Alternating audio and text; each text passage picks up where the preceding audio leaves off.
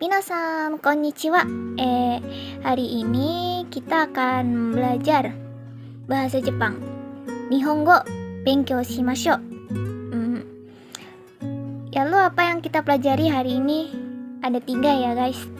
Jadi yang pertama ada datte, lalu yang kedua ada ni oite, lalu yang ketiga ada tabini.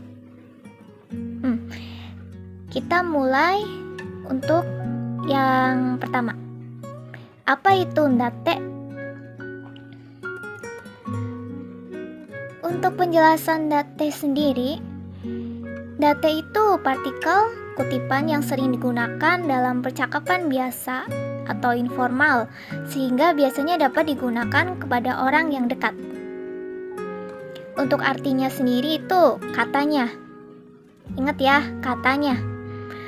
Untuk catatan, partikel ini digunakan untuk menyampaikan informasi yang diperoleh pembicara dari luar dengan menekankan perasaan pembicara seperti kaget, kagum, penting, dan sebagainya secara lisan.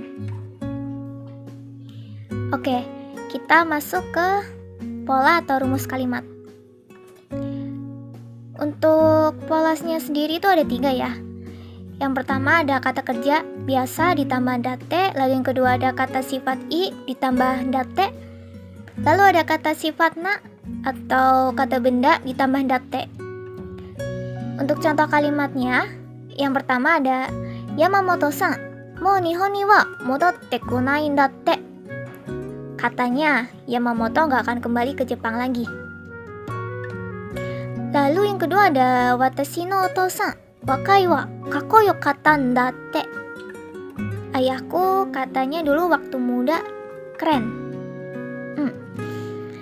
Lalu yang ketiga ada Rinatte, Indonesia hito nan datte. Katanya Rina orang Indonesia. Untuk contoh keempat ada okane wa hoshii kedo hataraku no wa iya nan datte. Butuh uang sih, tapi katanya gak mau kerja. Oke, kita lanjut. Untuk tambahan deste, bentuk halus des juga dapat disambungkan dengan te menjadi deste. Ekspresi ini biasanya digunakan oleh perempuan kepada orang umum atau orang yang tidak begitu dekat dengan pembicara saja, tapi tidak tepat digunakan kepada orang yang statusnya lebih tinggi daripada pembicara. Gunakanlah so des kepada orang yang statusnya lebih tinggi daripada kita. Oke, lalu untuk contoh kalimatnya, kono restoran raigetsu ni haiten surun deshite. Katanya, restoran ini akan tutup bulan depan.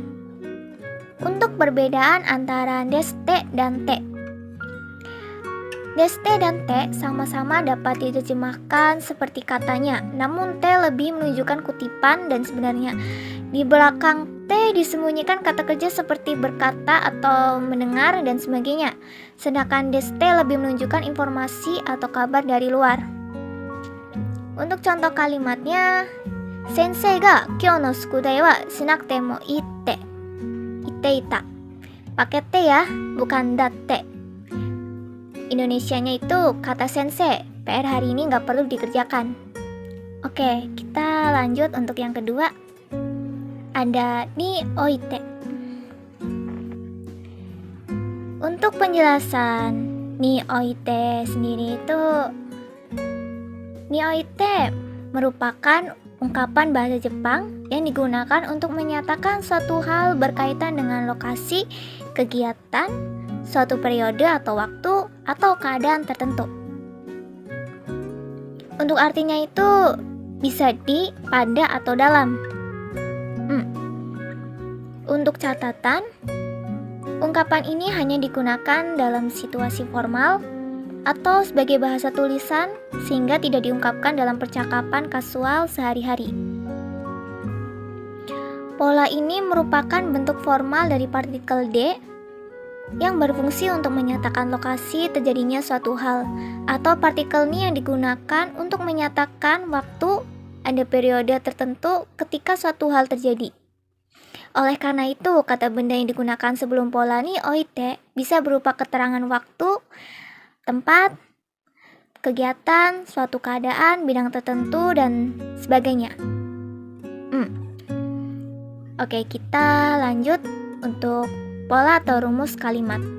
Untuk polanya sendiri itu ada kata benda ditambah ni oite. Udah ya?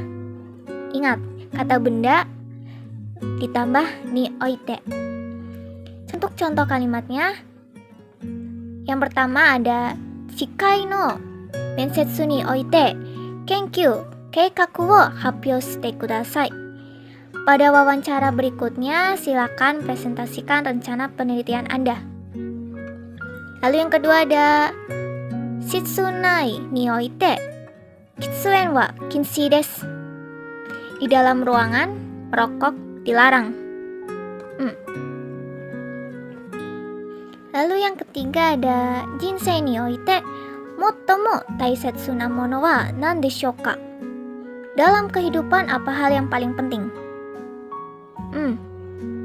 Kira-kira begitu untuk penjelasan pola kalimat ni oite.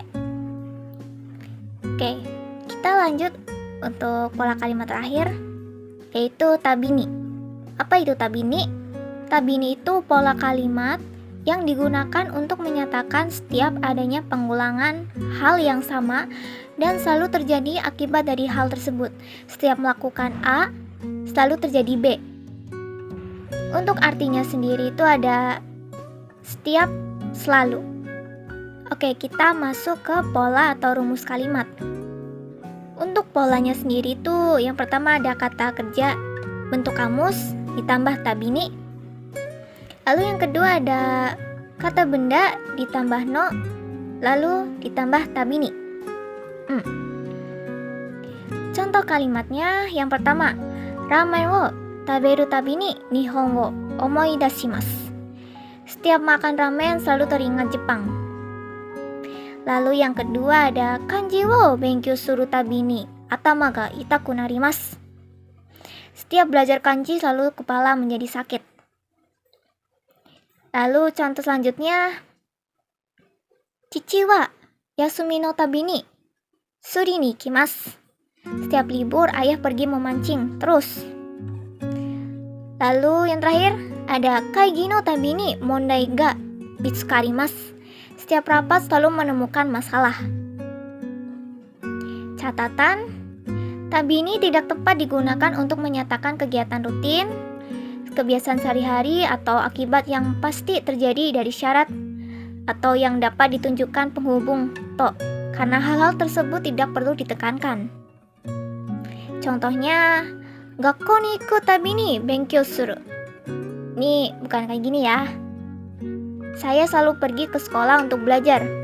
Pergi ke sekolah dan belajar adalah kegiatan rutin dan sehari-hari. Jadi bukan ya guys. Lalu ada asa okiru tabini chosoku wo taberu. Bangun tidur saya selalu sarapan. Ini juga bukan ya. Bangun tidur dan makan sarapan itu kegiatan rutin. Jadi nggak usah pakai tabini ya. Oke, itulah penjelasan dari pola kalimat tabini. Oke, kita udah selesai ya. Ini gimana? Apa kalian sudah mengerti? Do desu ka? Rikai dekimashita ka?